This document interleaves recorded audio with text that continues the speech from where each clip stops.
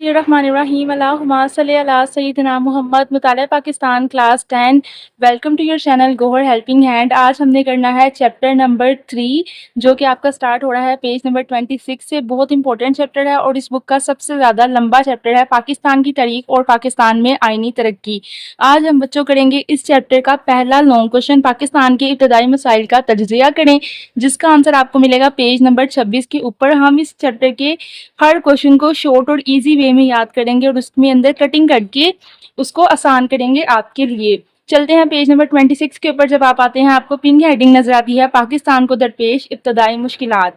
यहाँ से बच्चों आपका पहला लॉन्ग क्वेश्चन, पहले तफसीली सवाल का चैप्टर नंबर 3 का जवाब स्टार्ट होता है। लिख लें क्वेश्चन नंबर 1 और page number 26, page number 27 complete और पेज नंबर 28 के आखिर पे जाके 3 पेजेस का आपका क्वेश्चन खत्म होता है। ये अपनी बुक्स और अपनी अपनी पेंसिल्स हाथ में पकड़ लें और मेरे साथ इस क्वेश्चन के अंदर जो इंपॉर्टेंट लाइंस हैं सिर्फ उनको नोट डाउन कर लें और बाकी लाइंस को कट करके अपने लिए क्वेश्चन आसान कर लें।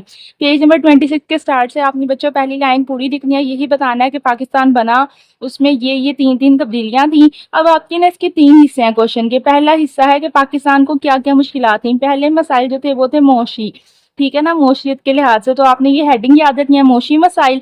दूसरी जो हेडिंग थी वो थी जोग्राफियाई मसाइल, ये आपने लाजमी याद रखनी है। 2 हेडिंग है, मौशी मसाइल और जोग्राफियाई मसाइल।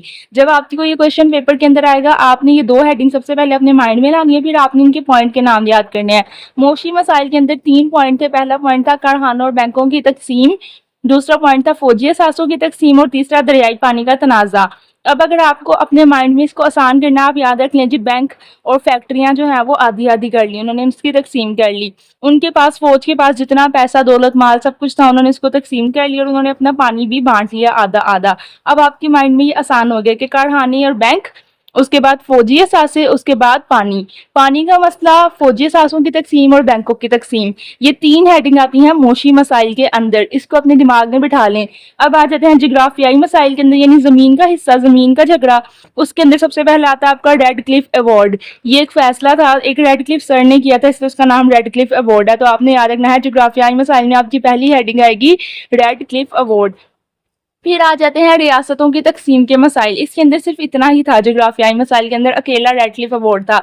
जो तीसरा हिस्सा है सवाल का वो है रियासतों की तकसीम की मसाइल, चौथा आइनी मसाइल, पांचवा इंतजामी मुश्किलात और छठा महाजरीन की आबादकारी। महाजरीन यानी कि वो लोग जो वहां से यहाँ आए थे पाकिस्तान हिंदुस्तान से, उनकी आबादी वो यहाँ पे कैसे रहे। इंतजामी मुश्किलात के उनसे इंतजाम नहीं हो पा रहा था। आइनी मसाइल, उनका आइन कानून नहीं बन पा रहा था। और रियासतों की तकसीम कि कौन से जो इलाके मेरे हैं और कौन से इलाके तुम्हारे हैं, पाकिस्तान और हिंदुस्तान के दरमियान ये वाले मसले। अब मैंने आपको इन सब के मतलब समझा दिए। ये सारी हेडिंग सबसे पहले आप याद करें और याद रखें 2 तरह के मसाइल हैं, एक मौशी मसाइल है, एक जोग्राफियाई मसाइल है। उसके बाद ये वाले मसाइल भी आ रहे हैं, इंतजामी, रियासतों के और आइनी और महाजरीन के। ये 4 हेडिंग आपने अलहदा याद करनी है, ये 2 अलहदा याद करनी है। इसके अंदर 3 हेडिंग लिखनी है और इसके अंदर 1 हेडिंग लिखनी है। अब अगर आप कहें कि मैं आपको एक पूरी की पूरी हेडिंग ही कटवा दूं तो ये तो नहीं हो सकता, लेकिन मैं आपको हर हेडिंग इतनी छोटी छोटी 2-2 लाइंस की कहती हूँ कि आप लिखें कि जस्ट आपको पता चले एग्जामिनर को कि आपने हर हेडिंग लिखी है और उसके अंदर 2 लाइंस लिखी हैं। वो कौन सी लाइंस लिखनी है वो आपको मैं बताऊंगी इस वीडियो में। सबसे पहले आ जाता है जी कारखानों की तकसीम, यानी कि फैक्ट्रियों की तकसीम और बैंकों की तकसीम। पहली लाइन आपने पूरी याद करके लिखनी है।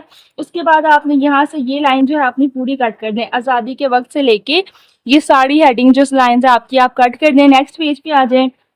नेक्स्ट पेज के ऊपर भी आप जो है ये सारी लाइन इस तरह से कट कर दें, क्योंकि ये आपने नहीं करनी है।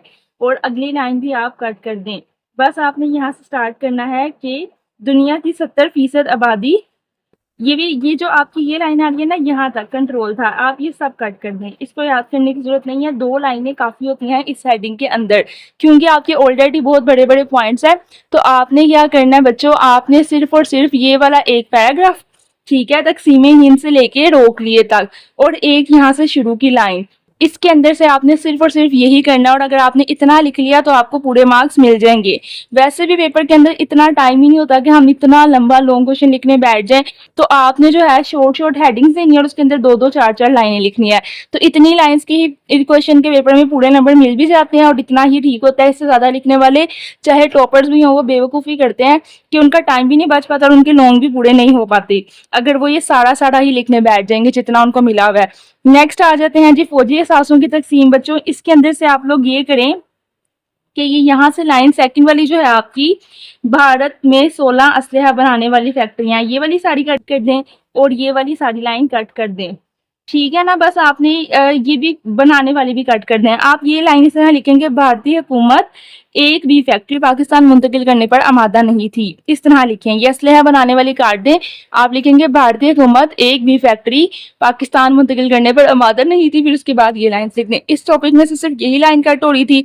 अब आ जाते हैं नीचे वाले टॉपिक की तरफ। तो नीचे वाले टॉपिक में से आपने ये दूसरी लाइन से जिसके नतीजे में से लेके आपने आगे ये सारी जो चीजें हैं ना, इसको कट कर देना है, इस तरह से इसको कट लगा दें। बस आप ये लिखें कि सिंध मास, ये एक पहली लाइन लिखें और एक आखिरी लाइन लिखें कि सिंध तास माहिदा हुआ। अगर आप चाहें, आपको डेट से याद नहीं रहती हैं, आप डेट भूल जाते हैं, तो आप 1960 भी कट कर दें। आप बस ये लिख दें कि सिंध तास माहिदे के तख्त ये हुआ, इतना बताना काफ़ी है। आपने ये बताना है कि दरिया के पानी की लड़ाई हुई थी, तो उसमें बस ये मेन 2 लाइनें बता दें। उसके बाद आ जाते हैं नीचे जोग्राफियाई मसाइल की तरफ। ये पहली लाइन तो ऑब्वियसली आपने पूरी लिखनी है। अब आ जाते हैं इसकी तरफ। तो इसकी तरफ आपने बच्चों ये करना है कि आपने इस तरह से ये दूसरी लाइन सारी कट कर दें। बरतानिया ने के बाद क़याम पाकिस्तान से लेके बरतानिया ने तक आप लिखें और इसके बाद नेक्स्ट लाइन आप अपनी सारी कट कर दें और इस तरह से लिखें। ये वाली लाइन भी कट कर दें, एक अंग्रेज कानूनदार, ये बल्कि सारी ही जो है वो लाइन कट कर दें, मुकर्रर किया गया था। इस तरह से आप बनाएं, हुकूमत बरतानिया ने सरहदों की तकसीम की जिम्मेदारी सौंपी।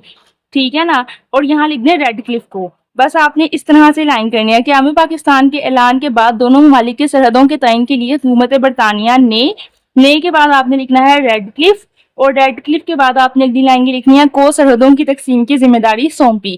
कितनी आसान लाइन हो गई है। उसके बाद आपने फिर ये लाइन लिखनी, ये लाइन भी काट देनी है, इस कमीशन ने जो फैसला किया इसे रेड क्लिफ अवार्ड कहते हैं। और उसके बाद आपने यहाँ से यहाँ तक ये पैराग्राफ कंप्लीट करना है और यहाँ से आप ये लाइन भी कट कर दें। कांग्रेस ने पूरा ख्याल रखा, ठीक है ना। कांग्रेस, आपने बस ये लिखना है कि हिंदुस्तान के आखिरी गवर्नर जनरल लॉर्ड माउंटबेटन और रेडक्लिफ ने सरहदों की हदबंदी इस तरह की, इस तरह लाइन बनानी है। अब आपकी इसके अंदर ये वाली लाइन, ये वाली लाइन, ये वाली और ये वाली, ये 4 लाइनें इस हेडिंग के अंदर कट हैं। आपने इसको ऐसे ही याद करना है और ऐसे ही लिखना है और अपने स्कूल के फ्रेंड्स को भी मेरी वीडियो भेजें और शेयर करें उनके साथ कि आप भी इस तरह ईजी तरीके से लॉन्ग क्वेश्चन याद करो। वरना इस तरह अगर आप सारा याद करने लगोगे तो वो तो बस हो ही गया समझे। अब आप आ जाए रियासतों की तकसीम के मसाइल। तो रियासतों की तकसीम में आपने सबसे पहले तो ना इन में से शुरू करें फिटिंग करना और ये लाइन यहाँ से यहाँ तक कट कर दें सारी, इसको आपने नहीं लिखना है। उसके बाद आ जाते हैं, अब यहाँ से आप कर लें, इसके बाद कायदे आज़म से यहाँ से आप शुरू करें, ठीक है। इसके बाद आपने लिखना है, लेकिन कायदे आज़म की वफात से आपने कटिंग करना शुरू करनी है और 1948 तक आपने कटिंग कर देनी है। बस आपने ये लिखना है, इसके बाद हैदराबाद दक्कन पर भी कब्जा कर लिया। और बस यहाँ तक ही आपने पॉइंट याद करना है, उसके आगे वाला हिस्सा सारा कट कर दें, उसके आगे आपको याद करने की ज़रूरत नहीं है, इतना पॉइंट काफ़ी होता है, ये सारा आप हिस्सा काट दें। आपने ये पॉइंट यहाँ से स्टार्ट करना है और कब्जा कर लिया तक करना है और उसके आगे ये जो आपको लाइन नजर आ रही है ये लाइन और एक ये दूसरी लाइन, ये कट कर दें। कितनी छोटी और आसान मैंने आपके लिए कर दिया। आईनी मसाइल पहले इतना छोटा है, इसके अंदर मैं क्या ही कटिंग करवाऊँ। अब आ जाते हैं इंतजामी मुश्किलात की तरफ। बहुत ज़्यादा कटिंग मैंने आपको इसके अंदर करवाई है। आपने सबसे पहले तो ये लाइन काट दी, ठीक है, जो आपको फर्स्ट लाइन नजर आ रही है। उसके बाद आप नीचे आ जाए, इसलिए बी काट दें। आपके लिखे मरकजी हुकूमत का रिकॉर्ड और साजो सामान कराची ना पहुँच सका, बस इतना लिखें। इसलिए ना लिखे, हमें बताने की जरूरत ही नहीं है किस लिए पहुंचा किस लिए नहीं, हमने बस ये बताना है कि नहीं पहुंचा। उसके बाद आपने नेक्स्ट लाइन ये करनी है, भारतीय फजाई ने मुसलमानों को जहाज किराए से देने से इनकार कर दिए। और आगे आपने ये भी सब कुछ कट कर देना है, आगे आपको कुछ भी करने की जरूरत नहीं है। इसमें से सिर्फ आपने नीचे वाले पैराग्राफ में से ये 2 लाइन्स ही याद करनी है। वो 2 लाइन्स आपकी यही थी कि सामान कराची नहीं पहुंच सका और मुसलमानों को जहाज किराए पर देने से इनकार कर दिया। उसके ऊपर आपने ये 2 लाइनें कर ली, 4 लाइनें की आपकी हेडिंग कंप्लीट, काम खत्म। लास्ट आ जाते हैं महाजरीन की आबादकारी। और महाजरीन की आबादकारी से बच्चों आपने सबसे पहले फर्स्ट लाइन करनी है, फिर आपने यहाँ से शुरू करना है, हिंदू मुस्लिम फसादात ने नई मुस्लिम में इजाफा कर दिया। ये वाली लाइन इसी वजह से कट हो रही थी। उसके बाद अगर आप चाहें तो ये लाइन कट कर दें, कत्लो गारत का बाजार गर्म किया गया। और कट करके आप यहाँ से शुरू करें, जबरदस्ती लाखों मुसलमानों को पाकिस्तान धकेल दिया गया। ये पैराग्राफ वैसे ही बहुत छोटा बन जाता है, 3-4 लाइनों का, तो और इसे मज़ीद कटिंग करवाने की ज़रूरत नहीं थी। तो बच्चों ये था आपका चैप्टर नंबर 3 का पेज नंबर 26, 27 और 28 से पहले लॉन्ग क्वेश्चन के अंदर कटिंग और उसका निशान। सिर्फ और सिर्फ आप सब ने हमेशा याद रखना है, गोहर हेल्पिंग हैंड ही वो चैनल है जहां आपको पाक स्टडीज़ के हर चैप्टर के हर लॉन्ग क्वेश्चन की कटिंग मिलेगी। जौन सा लॉन्ग क्वेश्चन आपने याद करना है, गोहर हेल्पिंग हैंड चैनल पर जाएं, पाकिस्तान स्टडीज़ क्लास 10 की प्लेलिस्ट खोलें, शॉर्ट क्वेश्चन के आंसर चाहिए हो, एमसीक्यूज के आंसर चाहिए हो, या लॉन्ग नहीं याद हो रहा वहां जाए, इसकी कटिंग देखें, अपनी बुक के ऊपर करें और आसान तरीके से याद कर लें। गोहर हेल्पिंग हैंड को थैंक यू बोल के जाइएगा, क्योंकि किसी की मेहनत का सिला आपने देना होता है कि आपके लिए अगर वीडियो बन रही है तो आपने थैंक यू बोल के जाना है। और किसी चैनल पे आपको पाक स्टडीज़ के हवाले से ये मटेरियल नहीं मिलेगा, ना ही तो इस तरह सारे एमसीक्यू सोल्व, ना ही शॉर्ट क्वेश्चन और ना हर लॉन्ग क्वेश्चन के आंसर्स। खुदा हाफिज, याद रखिएगा अपनी दुआओं में गोहर हेल्पिंग हैंड चैनल को।